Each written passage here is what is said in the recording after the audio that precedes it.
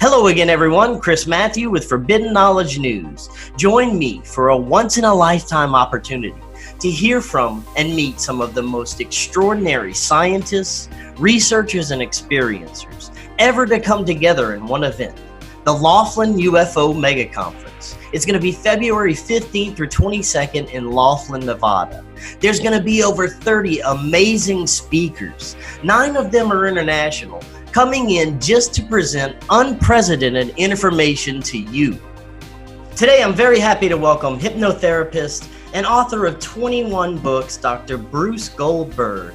Welcome, Dr. Bruce. How are you doing today?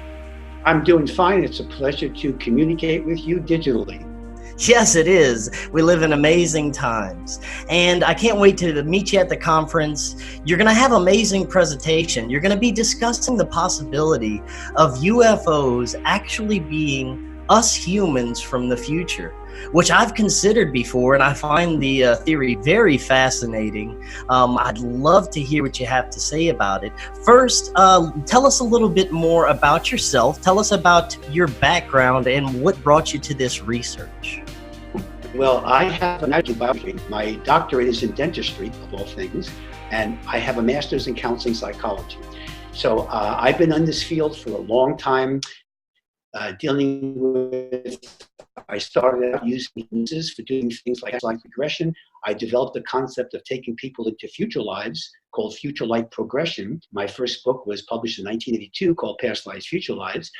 And then my second book, The Search for Grace, about adopting the case of reincarnation, was made into a CBS movie. So I do a lot of work with the media, and my work evolved from dealing with regression and progression to UFO abductees, which I dealt with. And then, of course, out-of-body experiences, things like teleportation, all kinds of things are part of my work.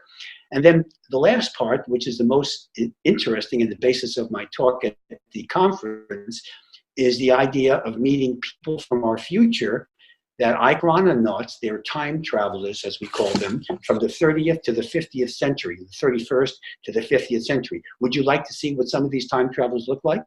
I would definitely love to see what these time travelers look like. This is an example of a gray, a Zeta Reticuli. Now, in the future, they're not the kinds that you see now.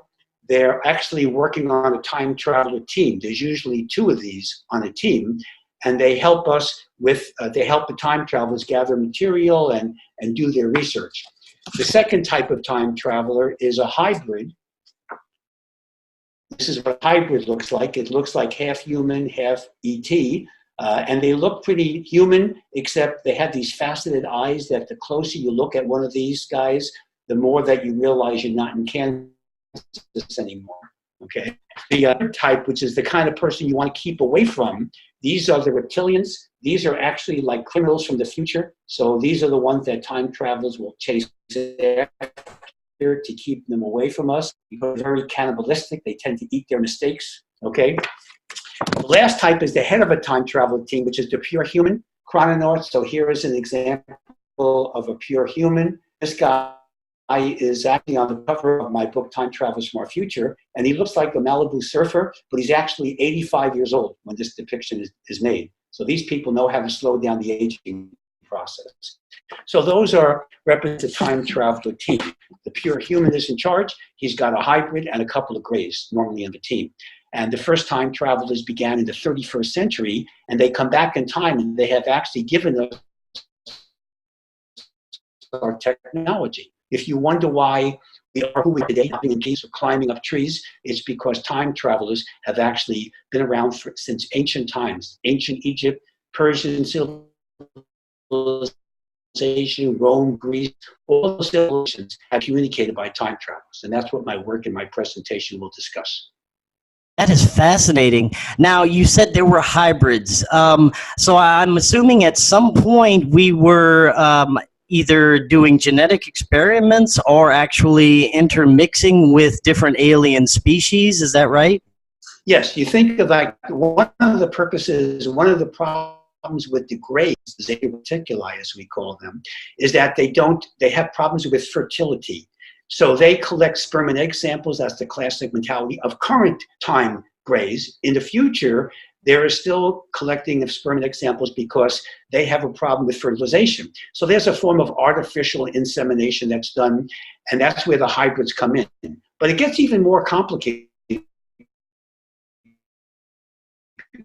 because now we have a real corruption. There are underground military bases where these are done too. And I have cases of patients of mine that have been abducted and taken to an underground military base where there are guys in military uniforms, like Air Force uniforms. So what does that tell you? All the governments throughout the main, shall we say, technologically developed governments have all had contacts with time travelers and the part of the team. So there is a, you might say, conspiracy-esque, but it's true. There are basically time travelers that have been interacting with our governments forever, for the last couple of thousand years, literally. Very interesting. And you had shown a picture of what was appeared to be a gray. Now, are these grays actual, I guess, biological entities, or would you say there's some kind of robots or, engineered entities? Well, that is a controversy. I can't compliment or state with expertise on the current level. Some of those seem to be artificial. We don't know, but the future ones are human beings. They're real people. They're sentient beings. They do have fertility problems, but again, they're working with the time travel team to grow.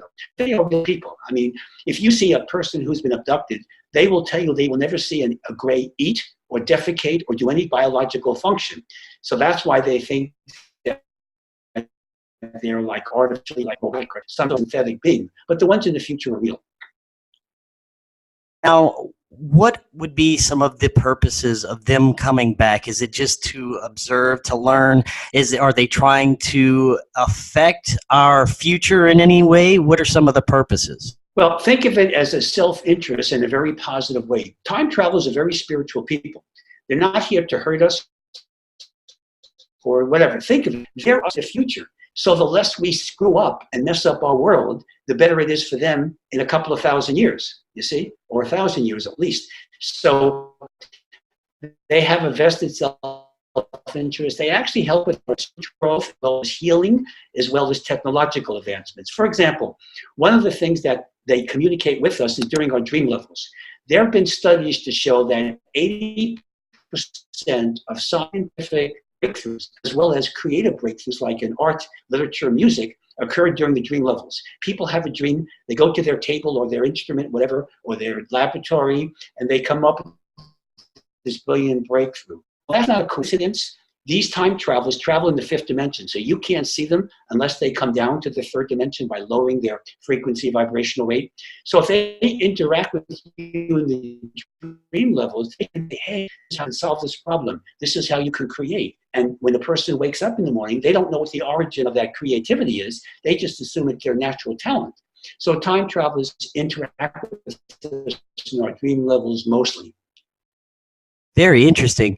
And, right now there is a lot of concern about, what's happening, what's escalating in the Middle East. And we've heard of accounts in the past where these UFOs have actually affected our nuclear, our nuclear warfare. They've turned off these devices. Now, do you think if it would come down to it that they would actually diffuse a nuclear situation?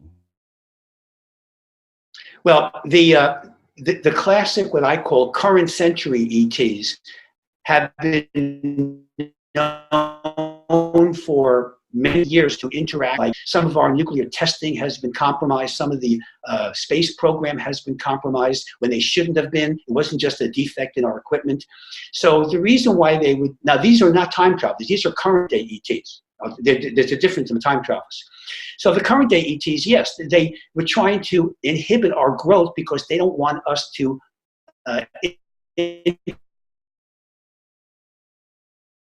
interact with them because they were going to put them more military warfare, or they're jealous of the technology that they have.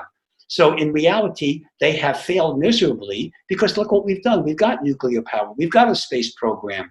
Maybe we're not as advanced as them technologically because some of these groups are thousands of years ahead of us in evolution and in technology. So obviously they're more advanced. But they haven't been able to stop us, nor have they been able to destroy us. If they wanted to, they got this whole planet with their technology. I mean, our nuclear power is one thing. They have cold fusion. They have much more advanced technology than we do. So they don't do that. One of the reasons because there are ET groups like the Sirians and the Pleiadians that protect us. So we do have protectors in the universe that help us keep away from the reptilians, the Dracos, and some of the nasty ones that just don't really like us. Very good. Now, this sounds absolutely fascinating. I can't wait to meet you. I can't wait to hear your presentation at the conference.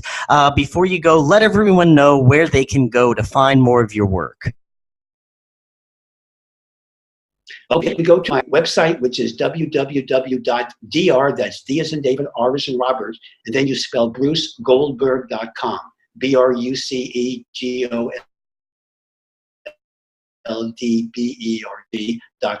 And if they just Google my name, Dr. Bruce Goldberg, they'll get my homepage anyway from the internet. All my materials on there. I have an example of this guy is on the homepage. There's an article about time travelers I have met several of them. And during my conference and my workshop, I will actually be training people how to do that. I will be teaching people how to communicate with time travelers. My books are all on Amazon. And again, my homepage has all my books, how to actually go into hypnosis and go into the fifth dimension to meet time travelers, out-of-body experiences, time travel, healing techniques, all these are on there. There are DVDs also of lectures I've given in the past about 13 different topics that I work with. And there are exercises on there, as well as free video clips of some of my TV interviews where I've done hypnosis, like taking Jerry Springer into a past life, for example, that's on there, and many other examples on there. Very good, and thank you so much for coming by today, and I look forward to meeting you at February at the UFO Mega Conference. Thank you, same here. At this awesome conference, there's always only one presentation at a time. You'll never have to choose one speaker over the other. There's going to be some amazing social meal events where you can hang out with fellow truth seekers and the speakers. There's never going to be an insane cost to get a selfie or autograph. You got to go to Laughlin UFO Mega Conference.com right now. Check it out. Get your discount package prices. I really hope I'm going to see you at this once-in-a-lifetime event.